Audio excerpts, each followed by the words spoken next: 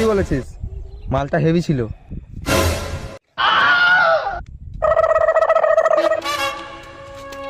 তোরা একা একাই মাল দেখছিস, কই মাল বে আমি দেখবো কই। কুকুরের বেটারা ঘরে মা বোন নাই, মুখে পা ভরে দেবো।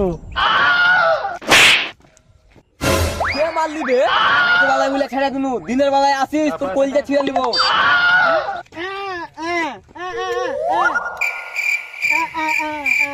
তুই কি দে ভাত খাচ্ছিস, আমি কি করে বলবো? ও, টাকাটা পারার জন্য একটা লাঠি আনতে হবে। তাহলে তিনজন তিন দিক থেকে যে একটা লাঠি নিয়ে আসি।